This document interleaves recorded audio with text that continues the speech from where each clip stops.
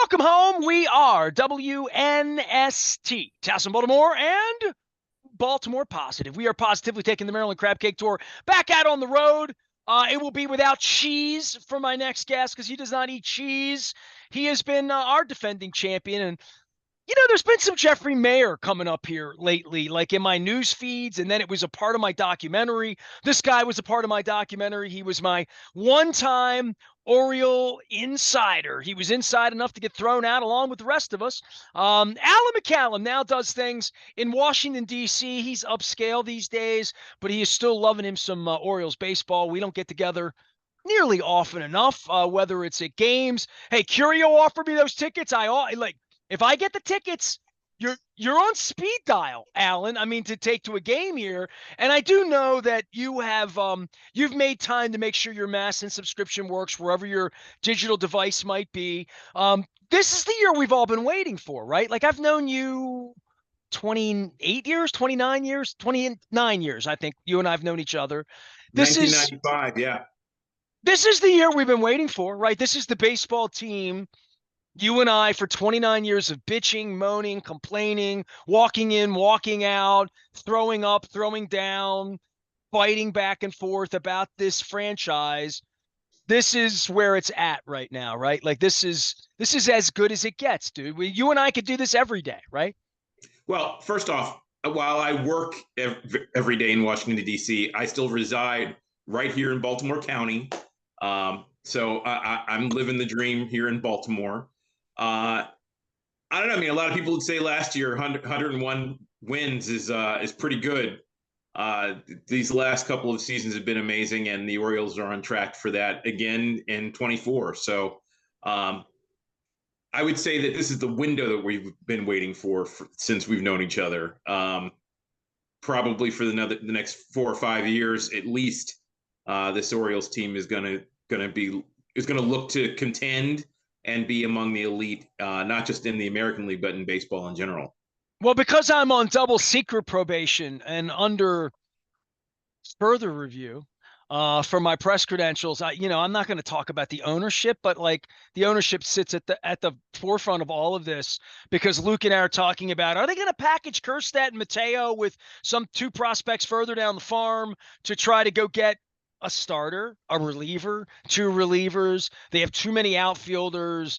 So all of these issues sort of bake into the cake of, does Rubenstein really own the team yet? Why are John Angelos' people still running the whole place? Where's my press credential? All of the basic questions when you and I get together every month. But it's been very few and far between you and I could get together and talk about the kind of prosperity we're talking about. And I don't even know where to begin with you because Luke and I go at it too, sometimes 3 times a day, doing segments on pitching, hitting, specific players. I feel like we've praised all of them at various points. Today's flavor is Kyle Stowers, who wasn't even on the team. Holiday's been, thrown out. Kramer's got problems. Means we don't know. Bradish is throwing no hitters. Like, it's quite the soap opera in so many ways. But where do you come in at 50,000 feet as my tenured Oriole reporter? I've known you twice as long as I've known Luke, quite frankly, and watching all of this, what do you make of all of it? And if you were talking about it all day, what would you be talking about? Well, look, there's a ton. There are a ton of places to start. The first one is that there's so much angst about the young guys versus the veterans and getting them playing time. Kjerstad came up, didn't play. It took Cowser like 2.5 weeks to get a chance to play. All the other guys down on the farm. It seems to me that it feels a little schizophrenic, but it feels like this happened maybe a year earlier than the organization expected, winning the 100 games, putting them immediately on the map to be the franchise contender. The way this sets up, it feels like they were expecting right about now to start to hit the first stride to be seen as a contender. So that as you go into the offseason and you've got Santander and Austin Hayes and Cedric Mullins all sort of right at either free agency or the highest point in arbitration where you can move them and bring guys in, that would happen, and the transition would be more natural. But what you have is a team that won 101 games probably a year earlier than they expected. You have young guys on the farm who have blossomed in a dramatic rate of time, and your veterans who have struggled in the outfield, who have struggled in a way that they probably wouldn't have expected. And there's another piece in this. Ryan O'Hearn, who really I think is a big piece in all of this, just sort of fell into their lap. Obviously, they went and got him, but has become a much more important player on this team than I think anybody could have expected. And as much as you talk about Kjerstad and they don't want to play him in the outfield or anywhere in the field because they don't think he can field, well, the DH spot is exactly where he fits, with the other guys sort of taking the baton as you have the veterans moving on either through free agency or trade or what have you. And they've been caught in this spot where everyone wants them to go for winning the World Series right now. And Mike Elias was expecting to be moving into contention and making some of those decisions. So I think that they blossomed probably a year earlier than they expected, and it's put a lot of pressure on how to get some of these things done. And it's certainly frustrating for the fans, frustrating for the media as they try to decipher what's going on, frustrating for Mike Elias because I think he's, it's hard to completely transfer the starting lineup into the hands of rookies and say, oh, we're trying to win the World Series this year, because teams that win the World Series generally have a really nice mix of veterans and youth to blend. Probably the most interesting thing I've ever heard said was that when teams win the World Series, you have veterans playing like rookies and rookies who come up and play like veterans, so that you get this great blend of energy, wisdom, youth and vitality, and drive to win. And the Orioles are trying to figure out what that mix is right now. Obviously, they've had some pitching circumstances that are problematic. I guess it's hard to expect John Means to be healthy. It's such a shame. I feel for him all the time. You think about the kind of talent he has. I'm not saying he's Cy Young caliber, but he's certainly in the top of the rotation caliber type pitcher, and just can't stay healthy. So it's hard to count on him. But he's certainly a player that they would have liked to have had in the rotation going forward. And after Tommy John surgery, you would hope that was the case. Obviously, they've gotten really lucky with Bradish and the injury that he's come back from. So now Burns, Rodriguez, and Bradish are the anchors, which you were hoping they would be. And now you're trying to figure out the back end. Cole Irvin's been amazing. And while Suarez has been better than anyone could have expected, I would like to see them bring up Cade Povich and see what he can do. Again, as a blend to give some of these young guys a chance.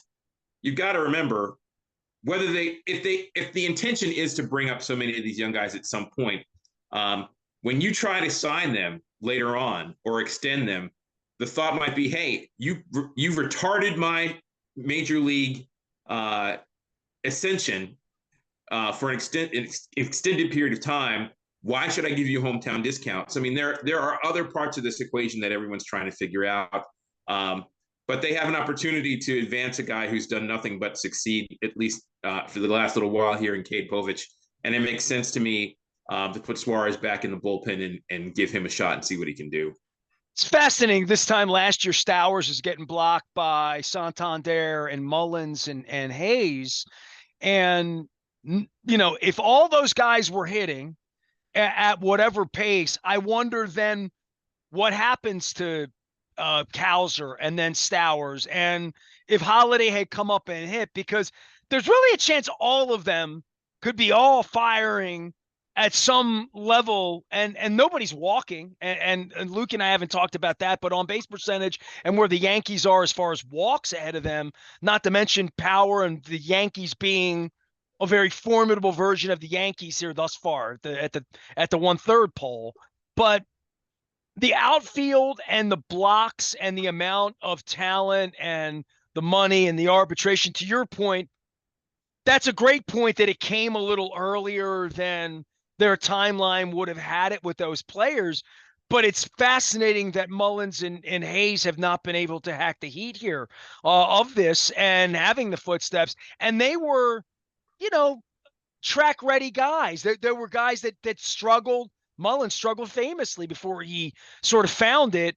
I know they both have had health issues as well over the last year.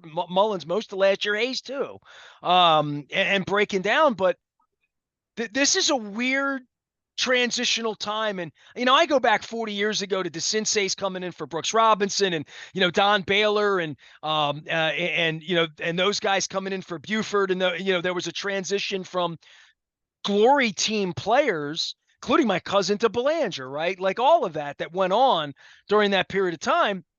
This team hadn't won anything.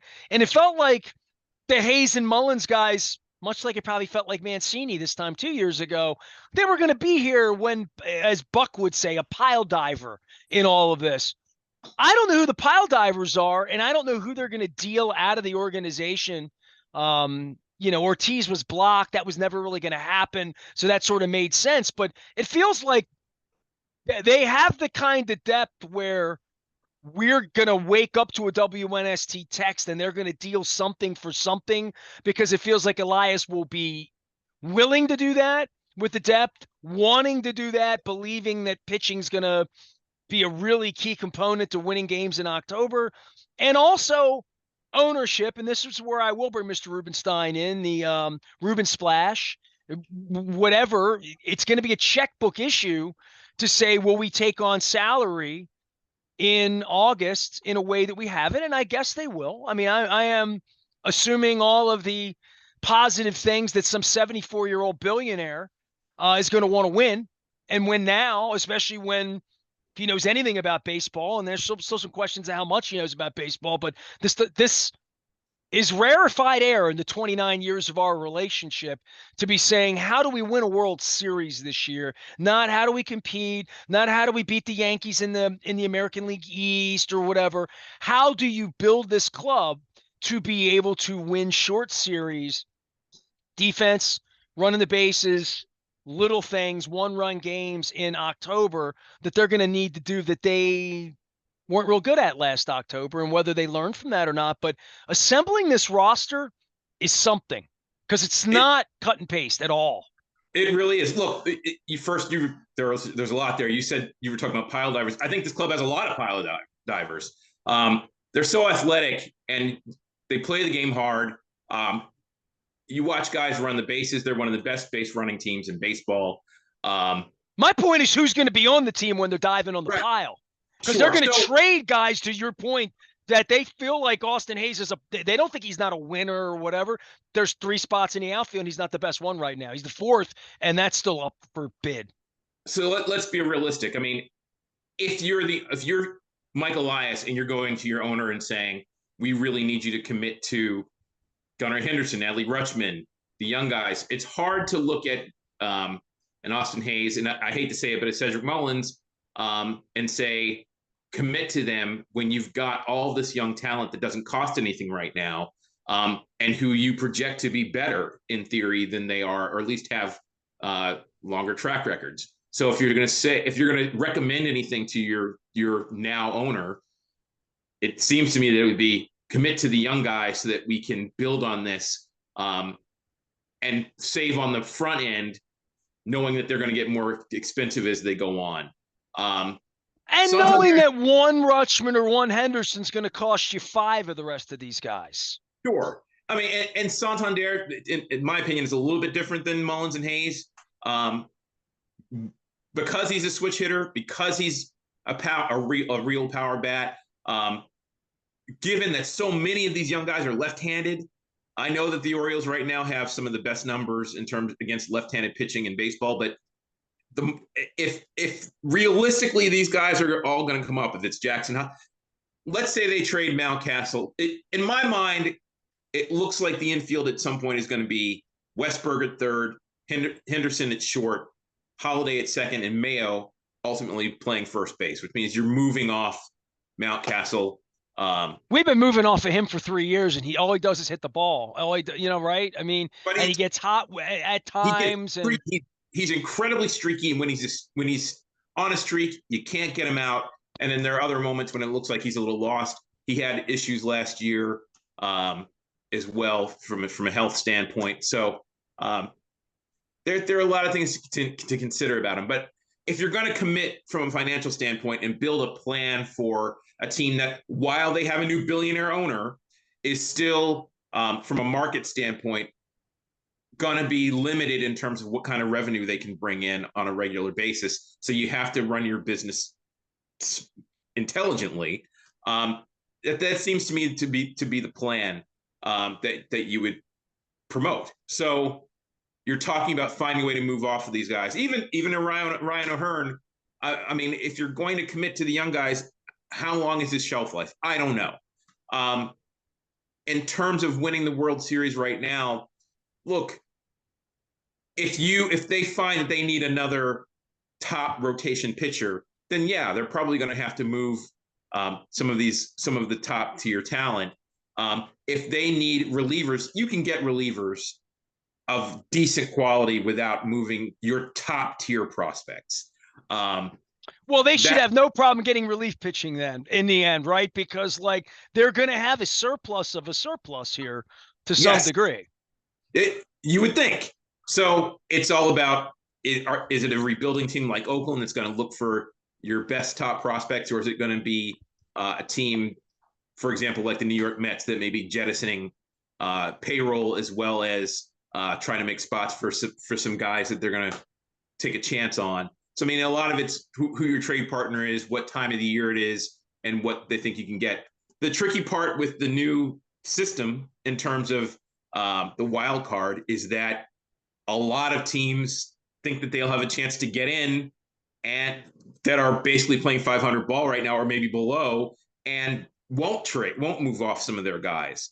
So that it's a tougher piece to figure out than it was 10 years ago when the circumstances were different. Look, you mentioned the Orioles not walking, and it does sort of feel like the Baltimore Orioles are cursed, right? No matter what club they have, these guys never walk. Whether it was the slugging Orioles of the late 90s that were all about the home run, Mike Elias and Sig Mejdal go up through all of this to bring in guys who have high on base percentages that are part of the new era of approach to baseball. You think they're going to walk, 150 times a year at minimum, and you still end up in the bottom of the league. I can't quite figure that out. Even with the new dimensions, you would think, hey, yeah, center field, right field are still pretty attainable, but with left field, you want to work the count. You want to be able to use the space in that area to drive the ball the opposite field. Obviously, some of them can, but you would think that it would impact how they approach their at bats. And this club does still look like they look to hit the home run. So I don't know if it's an Oriole curse, whatever it is. It's fascinating. It's certainly they're at the bottom of the league, certainly not approaching what the Yankees are doing in terms of getting on base. That said, as good as the Yankees are right now, Juan Soto has obviously been everything that they would have hoped him to be. It's still hard to imagine, with the age on that club, them staying healthy enough to keep at this pace. I could be wrong. They could run away. We'll see. But the question ultimately is, as much as you want to win the division, are you sure you want to win the division? Because if you look at how things have borne out the last few years, the teams with the best records that get the bye have not done particularly well. So, it certainly looks like the Orioles are ticketed for the postseason. So the question is it better for them to win the division, probably have one of the best records in the American League, and sit it out for that first week, or to have them go in as a wild card team and be hot? I mean, the Arizona Diamondbacks were only a couple games over 500, and they ended up in the World Series last year. How did they do that? They had a lot of young guys. They had talent, but they also got hot. And the Rangers dredged up a 30-something-year-old pitcher that nobody wanted, who turned out to be like a real spark plug for them, and they had and finished off the Orioles, quite frankly. and they had a slugging offense that they had all year. Yeah, they went cold every now and then, but they put together a veteran laden team built for the postseason, and they brought in a young guy who got crazy hot for 6 weeks and helped them win the World Series. Who's struggling to get off the schneid here in 24 when they expected him to be a Rookie of the Year candidate. So things have to align. I don't know what the best formula for the Orioles is to win the World Series. Frankly, I don't know there is a formula anymore. Except to get in and see what happens. Obviously, you want to have an elite bullpen. You want to catch the ball. The Orioles can certainly catch the ball. They probably could use a couple of extra pieces, like a lockdown closer as we get deeper into the season, to help with the bullpen. But from a starting rotation standpoint, I mean, if you go into the postseason with Burns and Rodriguez and Bradish as they are, with the experience for the young guys of having gone into the postseason last year, I don't know how you could ask for any more. You certainly hope the lineup gets a little more patient as they get further into the season and find their ability to work counts and walk a little more. That will certainly help in the postseason, because what they seem to have been doing right now, for the most part, is sort of holding out against good pitchers, going point for point with their starters, and then waiting for the soft underbelly of teams' bullpens and beating them up. And it works because there are a lot of soft underbellies. Well, I mean, the Yankees and the Red Sox, when they were sluggers, they made a living doing that. That was the way they did it.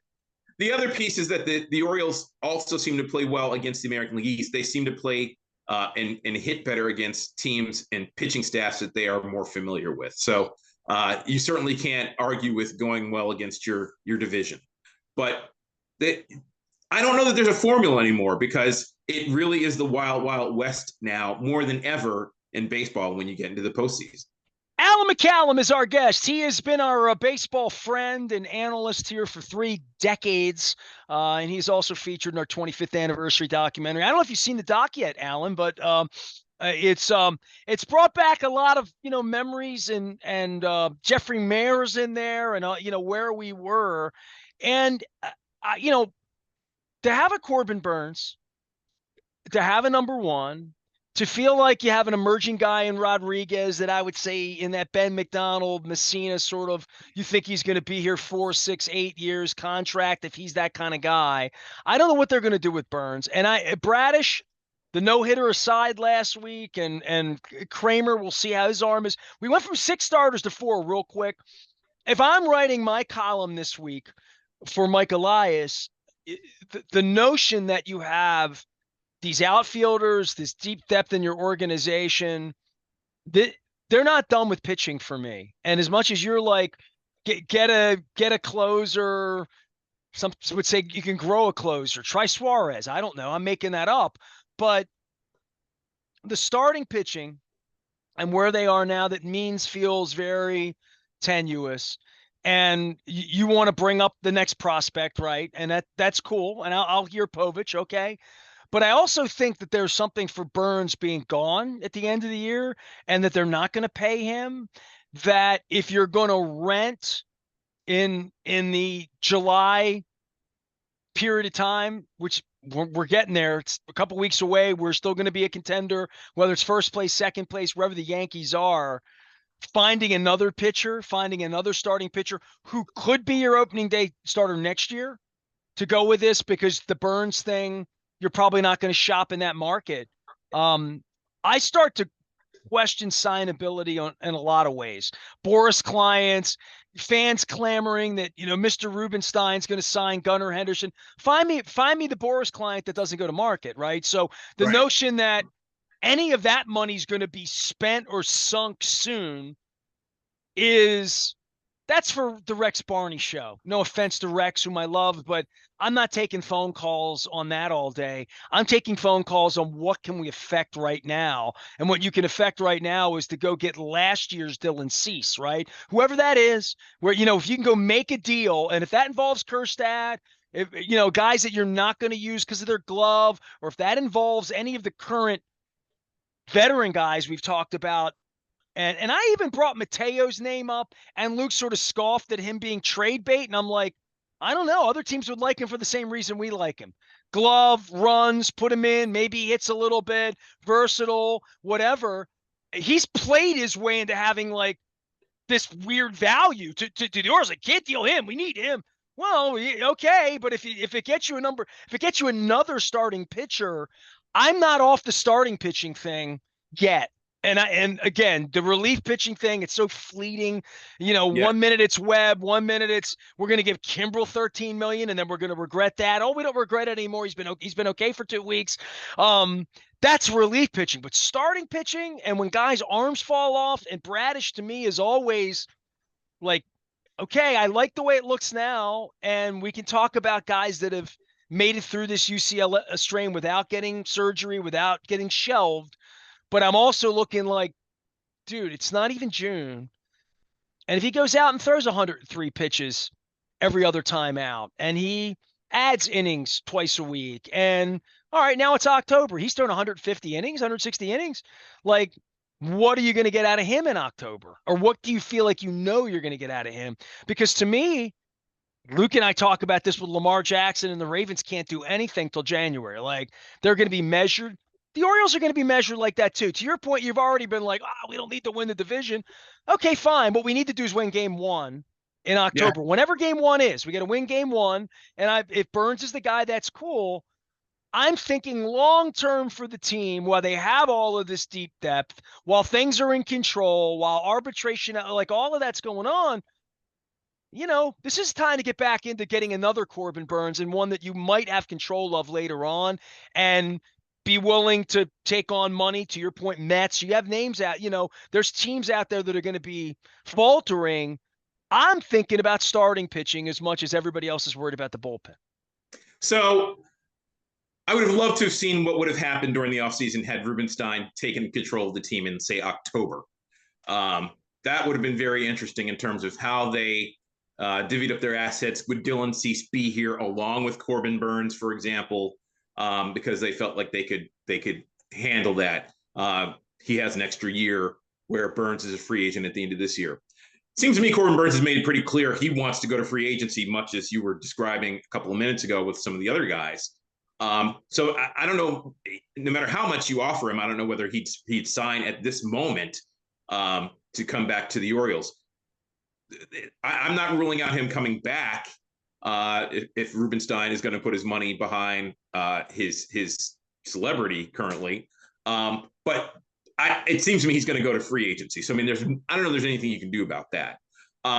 Yeah, I would love to see them. And well, I know what you could do about that. You could figure out who your opening day starter next year is going to be, and fortify everything you need to do in October. And if you're going to spend now, because now's the time. Like, you know what I mean? Like, there ain't no tomorrow. There's like, go win, because you ain't going to have Burns next year, in my mind at least. I hear you. And yeah, I mean, look, as much as, and it seems pretty clear to me that Elias wants all of his toys. He does not like to trade his young prospects. But ultimately, when they started this, I loved his approach. And as much as I loved Andy McPhail, growing the arms and buying the bats never made sense to me, because pitching is a much more difficult thing to develop and a much more fleeting thing to hold on to, ultimately, through injuries and failure, et cetera. But if you have an abundance of young guys at the offensive positions, that you could trade them and bring in pitching, because they're just fewer spots. They're more important, but they're fewer spots to fill. So, I mean, and they have done that. But yes, although I think Elias sees this as a year earlier than he expected, they're here. And how do you get to the World Series when everyone is expecting you to be a contender? And ultimately, you're going to have to move something. And ultimately, look, either you got to bring the guys up, or play them, or not. And that decision has to be made by next year at least. But right now, you're going to have to move some guys, whether it's your top tier prospects, to bring in what Well, what you have you. move them or rot them if they're healthy. I mean, to my point, with Mullins being like not very good and Hayes not being healthy, had they all been hitting, I mean, Stowers hit enough to get back up here, and he's getting his lunch money. And Kerstead can't field enough to probably ever get up here unless somebody really gets hurt or O'Hearn goes in the tank. And O'Hearn's success has screwed them all up. Right. Like, I mean, literally. It really has. Yeah. Having O'Hearn be the player he's become, I think, has really thrown some. Kerstad would be here right now if Ryan O'Hearn had hit 240 and hit 8 home runs in 2023. He just would. So it's a good problem, but it's a problem for them to figure out. If you're going to sign Ryan O'Hearn to a long-term contract and you believe he's going to continue this way, then maybe that Kerstad becomes expendable. But I think everyone believes his bat is for real, and you could be giving away a 260, 40 home run guy in the long run. We'll see. Look, they're going to have to move something to get something. That's ultimately the truth. You have to give up less to get a good bullpen arm. And the thing about going after starting pitching, and I'm not saying I disagree with you because I don't, but it's the same. You could trade for a top-tier pitcher tomorrow, and he could be on the shelf 2 weeks from now with Tommy John surgery. So Or Dean Kramer had no signs of anything, and then all of a sudden he's not in the rotation right now. And I mean, dude, we were cocky too. Yeah, I went away for that Cardinals series. We got 6 starters, Suarez, Cade who, and now 2 weeks later it's Nestor's trying to deal for starting pitching. They'll be talking about that on the streets. I just think you can never have enough of it. I don't want to go all Earl Weaver on you, but I still think one of the real prescriptions here for them, while the availability is there, is to say, let's load up the starters for this year, because you don't have to spend on Henderson. You don't have to buy Rutschman. You don't have to buy anything right now. Buying a pitcher and renting him for 8 weeks and promising a real salary for next year for somebody you want, not Kyle Gibson, better than that, So something that would really elevate everything, so you're not worried about Bradish's arm falling off or wondering whether Means is ever going to come back again. So you're looking at teams like the Miami Marlins that are known for having starting pitching, and even though I have a ton of them on the shelf, Jesus Luzardo just came off the IL, and he's pitched pretty well since he's come off. If you watch him through June and he looks like he's back to what he was, he's certainly a target. The White Sox have a guy or two that you might want to look at. There are some teams right now that you could pair up with that are looking for prospects, that are looking for that kind of move that makes sense. There aren't a lot of them because, again, with the new system and the new format, there are a ton of teams that are technically in wild card contention that might believe that they could get hot at the right time and make their way in deep into the postseason. We'll see. But yeah, if you're Mike Elias, you have to be making those phone calls and starting to match up right now and determining what you need. Look, Bradish has looked great since he's come back. You're talking about Bradish. Grayson Rodriguez just came off the IL as well. I mean, there's no telling for any of these guys. Hey, dude, were you at the Nomo no-hitter? I have never seen a no-hitter in person. All right, because I had Luke on this week. I was running around New York the day it happened. I was following my phone. I even said to Luke, my friend Stan Jablonski texted me. He was in Chicago, my Dundalk friend. He and his wife, she's a White Sox fan. They were texting me at the game, like the Aparicio facade that sits there with, the name AP. They took selfies. They're sending me pictures. And I'm like, they're sitting there in the 7th inning of a no-hitter. And I'm like, you SOB. And there's only 2,000 people there from what I could tell on TV. I walked out of the one, right? And I walked into the Nieves one, but I've never I've sat through 7 innings. There was an Orioles starter like on Mother's Day that was throwing a no-hitter through 7. I'm trying to think of maybe 15 years ago. Mike Messina, I was in Camden Yards when Mike Messina took a no-hitter, perfect game against the Indians, the then Indians. That Friday night game? Yeah. Yeah, and Sandy Alomar broke it up with a single, either in the bottom, in the top of the 8th or top of the 9th. I don't remember exactly. I did the show from Hooters that night. I did not go to the game that night because I had a date with my girlfriend then, Robin. We went on a date and we were at at a restaurant and I got up to pee and it was a fifth inning and saw it was a no-hitter. I'm like, eat fast. We're going back to the ballpark. We were literally on Lombard Street heading toward the stadium, listening to the game when the no-hitter was broken up. So I was driving back to the stadium to be there. I have tickets to the Wilson Alvarez no-hitter. Still have them. I was at a wake and didn't go. And oh my, when he threw the no-hitter on a Sunday afternoon at Memorial Stadium. Scotty P hit me.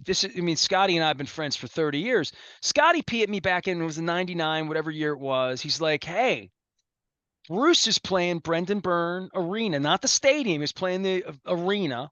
And this was back on the 99 tour when they kind of put the band back together.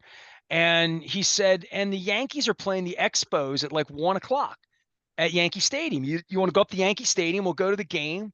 4:00 game's over. We'll get some dinner. We'll go down and see Bruce. I'm in. Let's do it. Morning of, he didn't text me. It was 1999. He called me, said, I things at the shop. I can't. And we didn't go. And it was the perfect game. So the David Cohn perfect game. Right. That was the game. So I was supposed to go to that game. I didn't go to that game. I have tickets. I broadcast from Jack Murphy Stadium the day the no-hitter was thrown, and I walked out of it in the third inning. I was in the clubhouse before the game. I did a national radio show from the site for 4 hours on Labor Day, and I didn't see the game. I walked out. So I was covering the team for you. When Eddie Murray hit his 500th home run, it was at 3 a.m. It was a huge rain delay. He had just come off the then DL, and I was tired. I had to go work the next day. And I was like, "There's no way he's going to hit this home run tonight." And I really need to go home because I'd been sitting there for like 3 hours at that point, and I left. And then he hit the home run. Yeah, like at midnight or some ridiculous time. And I to this day, I never forgive myself for that. But yeah, the things we just miss seeing, right? Yeah, I don't know. Like once you're there and you're committed, but the no-hitter thing. Do you know my Northern Lights story from 2 weeks ago that Jen and I went to like chase the Northern Lights? I saw it on Facebook, but I don't know the in-depth element. Yeah, I started to write about it. I haven't finished it yet because it's not funny enough yet because there hasn't been enough time and distance to make it funny, but it will be funny in the end. And I did have Huckleberry Pancakes in Spokane, Washington at 8 a.m. It was lovely in that way. And it was Mother's Day weekend. But yeah, I mean, chasing the Northern Lights, you can't chase a no-hitter.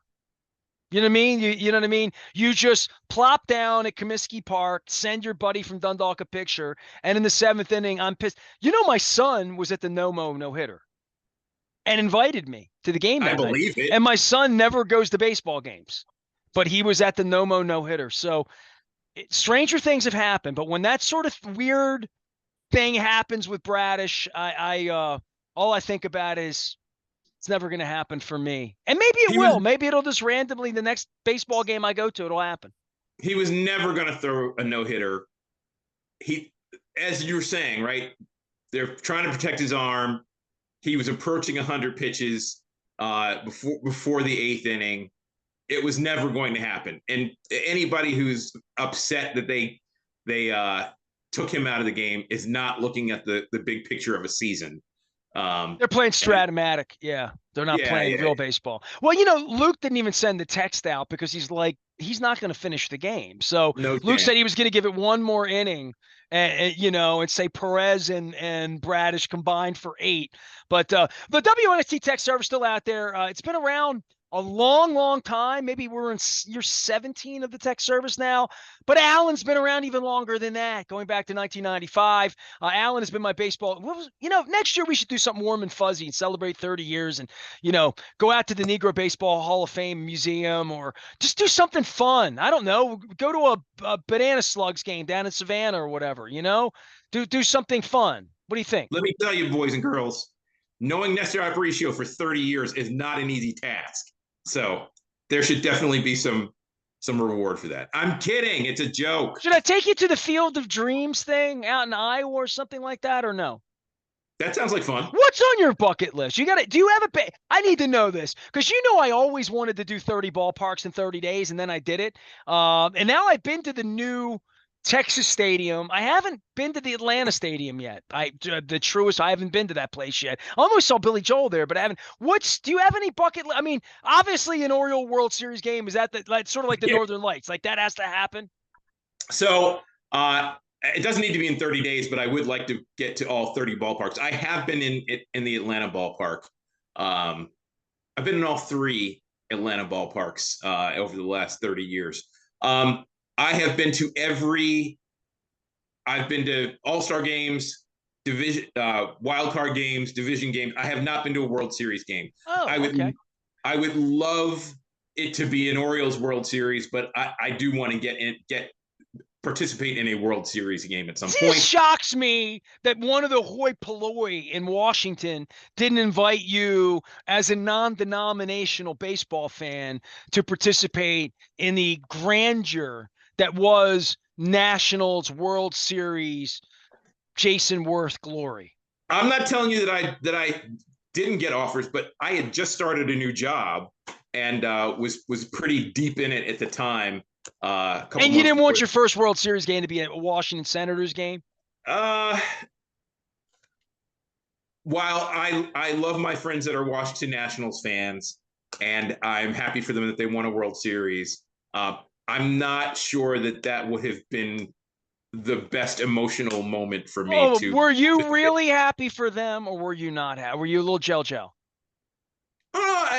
Look, Nestor, I'm about to be 52 years old.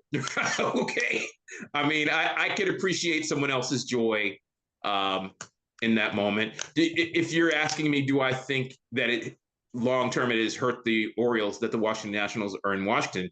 Yes, but there's nothing I can do about that now, and the fact that they're there brings a great amount of joy to people that I love. So I have no problem with that. But I'm not sure I would have I wanted don't to love be. any Nationals fans. I hate to, I can't admit that, but I do I'm love just not some sure Orioles that fans. I'm just not sure that their World Series would have been the first one I wanted to attend. I even love some Orioles fans that don't love me, Alan, and I know you know what I'm talking about. So Alan McCallum is here. He's wearing the ornithologically correct white panel. I would call that a rare bird, is what I would call that. You would call that a batting practice hat.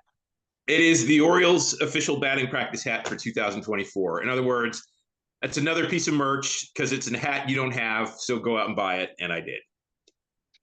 Yeah, I've been wearing my I had a visor that was the 1973 Oriole bird, just the plain orange cartoon bird on a plain black hat that was more of a Rich Coggins, Al Bunbury, 73, 74, Sergio Robles. I did get asked. I did Reverend Al Hathaway and Martin Knott's podcast. Okay. It's called He's Holy. That's the Reverend. I'm Not with a K. That's Martin Knott. So He's Holy, I'm Not is the name of the podcast. You want to watch it.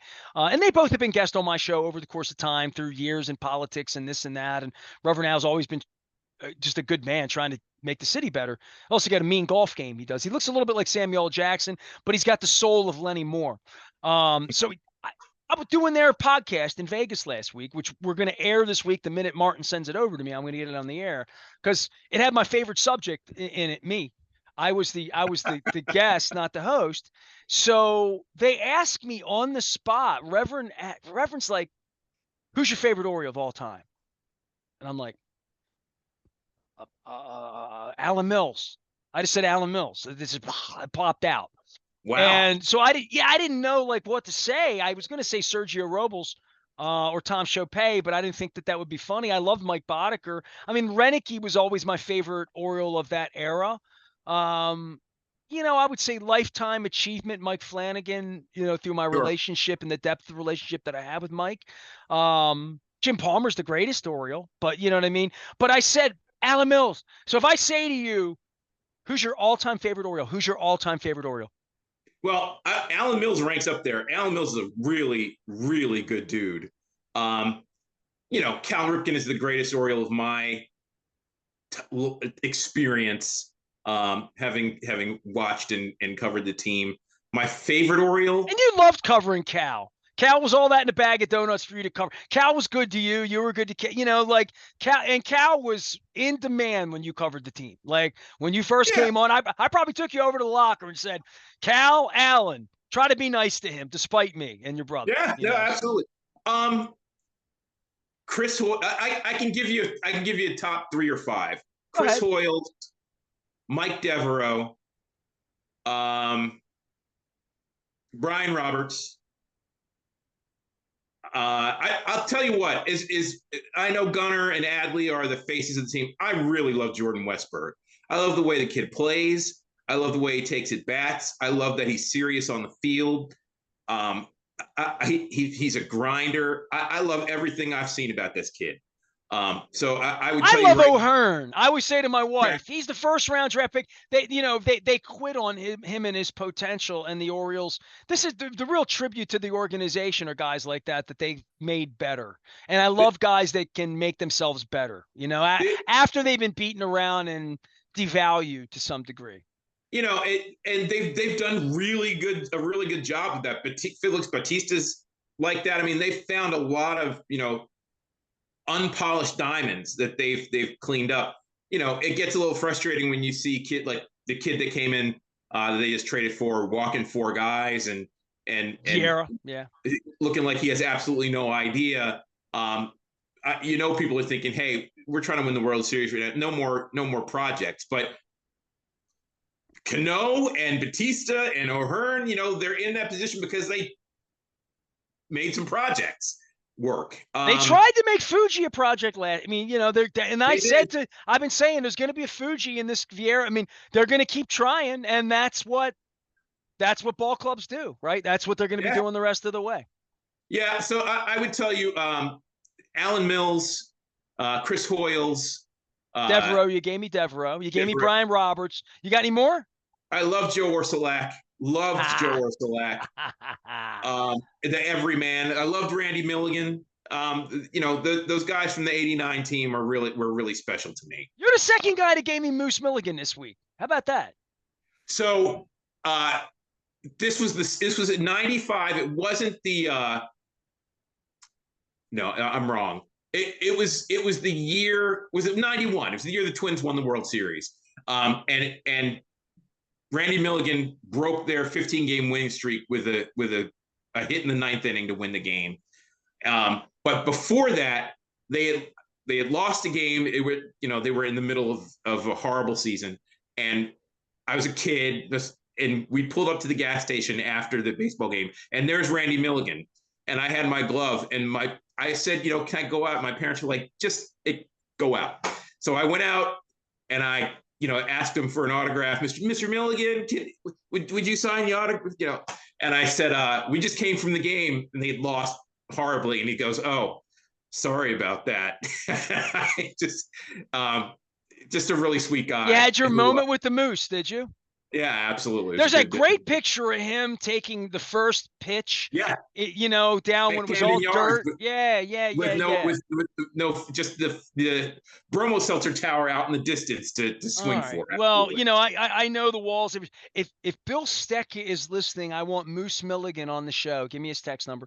I like having Oriole legends on the program, and they like coming on because we know things around here, like worshiping Randy Milligan. It's only, how can you remember this 33 years ago and I can't remember what I had for dinner last night? Oh, there are things that are in my memory from 1989 and 1991.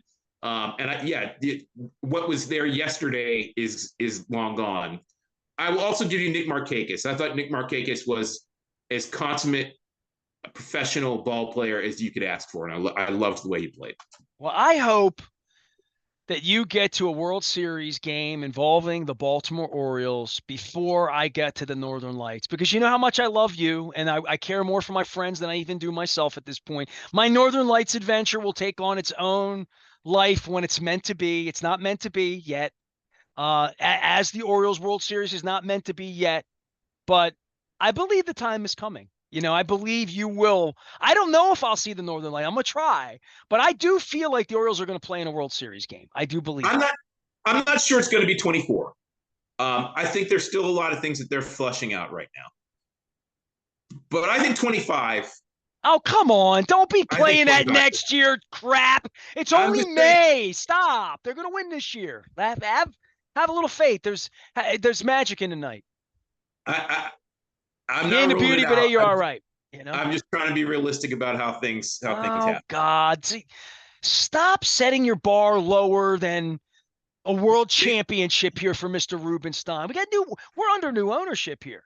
My media pass is under double secret probation review. Trust me. So I know this.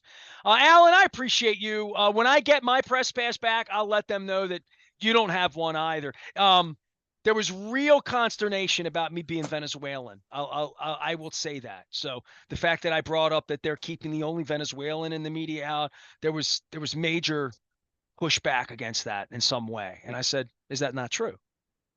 So Well, it's been a little while since I've needed a press pass for the field, but hey, I have my you're doing hot dogs up in the stands now, just pretty well, right? I I am look, other people have football and basketball and hockey and keep their sports fandom diversified. Baseball and tennis are my true love sports, but nothing else compares to baseball. So whether if you said, "Hey, I need you for a pinch to cover the team," I mean, I'd certainly be happy to do it again. But uh, I They would be blessed to have you in that I locker room, appreciate Alan McCallum. I mean that. They would be blessed to have you talking about covering Cal Ripken and Alan Mills and Mike Devereaux. And the 30 years later, you mentioned those guys because those guys were good to you when you were there and you knew yeah. them a little bit. Look, And right. I was very proud to cover the team. I was very proud to do it for WNST. I loved. Nothing made me feel more like I had arrived than getting to vote for the most valuable Oriole officially during those years. There's something really special about that for me. Um, And by the and way, Luke presents the most valuable Raven, right? Like every year he presents that award, that's right? incredible. So for our organization, we take that seriously, and I think the Absolutely. 25th anniversary documentary would speak to the seriousness with which we covered news here and information and And the Luke things that I does allowed and didn't allow on this airwaves. and Luke does an amazing job with everything he does for you and the WNST and Baltimore Oh, I Positive. would say from your perspective, you have to be proud as punch that we continue to kick ass. No In the way question. that Tom Cap said it with you and Howard and everybody that did this job. But Luke's been doing it a long, Casey, long time. No question. I'm honored to watch the work that he does on a regular basis. Well, And if we get a second seat in the press box for WNST at the World Series, I want you to have it. I will sit out on the ledge over at the hotel across the street with my feet out. So sitting there drinking cheap beer like I did in Inglewood last week. Alan McCallum is here. He's still fun. He still knows baseball. He just doesn't come on as often. But when we do, we wind up like going at it for an hour. So I love Alan. You don't have to find him on the internet. Leave him alone. He's running things in DC, but he's got a cool hat. I am Nestor. We are WNST AM 1570 Towson, Baltimore, trying to get back to first place and doing our best. Stay with us.